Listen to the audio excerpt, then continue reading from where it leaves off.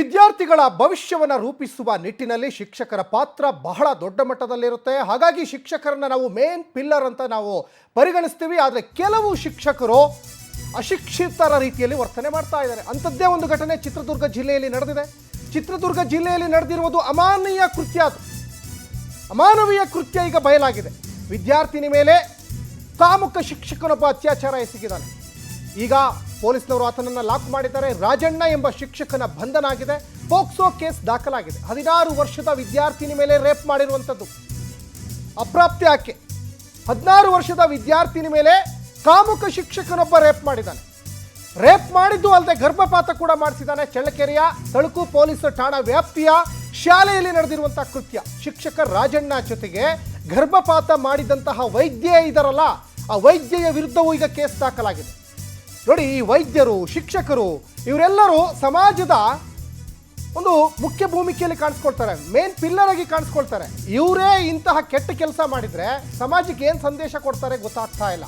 ವಿದ್ಯಾರ್ಥಿನಿಯನ್ನ ಗರ್ಭಿಣಿ ಮಾಡಿಸ್ತಾನೆ ಈ ಕಾಮುಕ ಶಿಕ್ಷಕ. ದೃಶ್ಯಗಳಲ್ಲಿ ಗಮನಿಸ್ತಾ ಇದ್ದೀರಲ್ಲ, ಗರ್ಭಿಣಿ ಮಾಡಿಸಿ ಗರ್ಭಪಾತ ಕೂಡ ಮಾಡಿಸ್ತಾನೆ. ಗರ್ಭಪಾತ ಮಾಡಲಿಕ್ಕೆ ಆ ವೈದ್ಯರು ಇದಕ್ಕೆ ಕಾರಣ ಆಗಿದ್ದಾರೆ ಅನ್ನೋದು ಕೂಡ ಇಲ್ಲಿ ಗೊತ್ತಾಗ್ತಾ ಇದೆ. ಶಂಕರ ಲಕ್ಷ್ಮಿ ಗರ್ಭಪಾತ ಮಾಡಿಸಿರುವಂತಹ ವೈದ್ಯೆ, ಶಿಕ್ಷಕ ಮತ್ತು ವೈದ್ಯ ವಿರುದ್ಧ ಪ್ರಕರಣವನ್ನು ಈಗ ಪೊಲೀಸ್ನವರು ದಾಖಲಿಸಿ ವಿಚಾರಣೆಯನ್ನು ಮಾಡ್ತಾ ಇದ್ದಾರೆ.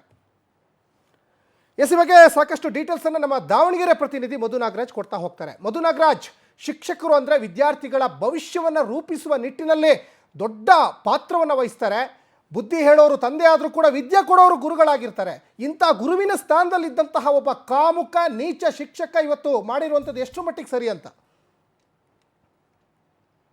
ಸಚಿನ್, ಇದು ನಾಗರಿಕ ಸಮಾಜ ತಗ್ಗಿಸುವಂತ ಪ್ರಕರಣ ಅಂತ ಹೇಳ್ಬೋದು. ಏನೇ ಕಾಮುಕ ಶಿಕ್ಷಕ ವಿದ್ಯಾರ್ಥಿ ಮೇಲೆ ಒಂದು ರೇಪ್ ಮಾಡೋದಲ್ಲದೆ ಒಂದು ಏನು ಗರ್ಭಪಾತ ಕೂಡ ಮಾಡಿಸಿರ್ತಕ್ಕಂಥದ್ದು ನಿಜಕ್ಕೂ ಕೂಡ ಇದು ನಾಗರಿಕ ಸಮಾಜ ತಲೆ ತಗ್ಗಿಸುವಂತ ಪ್ರಕರಣ ಅಂತಾನೆ ಹೇಳ್ಬೋದು.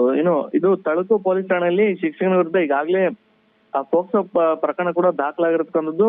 ಈ ಒಂದು ಬಾಲಿಕೆಯನ್ನ ಈಗಾಗಲೇ ರಕ್ಷಣೆ ಕೂಡ ಮಾಡಿರ್ತಕ್ಕಂಥದ್ದು. ಚಿತ್ರದುರ್ಗದ ಚಳ್ಳಕೆರೆಯಲ್ಲಿ 16 ವರ್ಷದ ಬಾಲಿಕೆ ಮೇಲೆ ಈ ಕಾಮುಕ ಶಿಕ್ಷಕ ರಾಜಣ್ಣ ಎಂಬಾತ ಅತ್ಯಾಚಾರ ಎಸಗಿದ್ದು ಬಾಲಕಿ ಗರ್ಭಿಣಿಯಾಗಿ ಅಕ್ರಮವಾಗಿ ಗರ್ಭಪಾತ ಕೂಡ ಮಾಡ್ತಿದ್ದಾರೆ ಅಂತ ಹೇಳಿ ಮಾಹಿತಿ ಕೂಡ ಲಭ್ಯ ಇರ್ತಕ್ಕಂಥದ್ದು. ಅಂದ್ರೆ ಆ ಘಟನೆ ಬಗ್ಗೆ ಏನು ಮಾಹಿತಿ ತಿಳಿದ ಮಕ್ಕಳ ರಕ್ಷಣಾಧಿಕಾರಿಗಳು ಅಲ್ಲಿ ಒಂದು ದೂರನ್ನು ಕೂಡ ದಾಖಲು ಮಾಡ್ಕೊಂತಾರೆ. ಆ ಒಂದು ದೂರನ ಮೇಲೆ ಶಿಕ್ಷಕ ಮತ್ತು ಗರ್ಭಪಾತ ಮಾಡಿದಂತ ವೈದ್ಯ ವಿರುದ್ಧ ಈಗಾಗಲೇ ಚಳ್ಳಕೆರೆ ಪೊಲೀಸ್ ಠಾಣೆಯಲ್ಲಿ ಪೋಕ್ಸೋ ಪ್ರಕರಣ ಕೂಡ ದಾಖಲಾಗಿರ್ತಕ್ಕಂಥದ್ದು. ಇದು ಚಿತ್ರದುರ್ಗ ಜಿಲ್ಲೆಯ ಚಳ್ಳಕೆರೆ ತಾಲೂಕಿನ ತಳುಕು ಪೊಲೀಸ್ ಠಾಣೆಯಲ್ಲಿ ವ್ಯಾಪ್ತಿಯಲ್ಲಿ ಈ ಒಂದು ಘಟನೆ ನಡೆದಿರ್ತಕ್ಕಂಥದ್ದು. ಶಿಕ್ಷಕ ರಾಜಣ್ಣ ಎಂಬತನ್ನ ಈಗಾಗಲೇ ಕೂಡ ಅರೆಸ್ಟ್ ಕೂಡ ಮಾಡಿದಾರೆ ಅಂತ ಹೇಳಿ ಮಾಹಿತಿ ಕೂಡ ಲಭ್ಯ ಇರತಕ್ಕಂಥದ್ದು. ಈತ ಲೈಂಗಿಕ ದೌರ್ಜನ್ಯ ಎತ್ತಿ ಈ ಒಂದು ಕೃತ್ಯದಿಂದ ಬಾಲಕಿ ಕೂಡ ಗರ್ಭ ಧರಿಸಿದ್ದಾಳೆ ಅಂತ ಹೇಳಿ ಮಾಹಿತಿ ಲಭ್ಯ ಆಗಿತ್ತು. ಅದಾದ ಬಳಿಕ ವೈದ್ಯ ಸಂಪರ್ಕ ಮಾಡಿ ಆ ಒಂದು ಗರ್ಭಪಾತ ಮಾಡಿಸಿ ಈ ಒಂದು ಏನು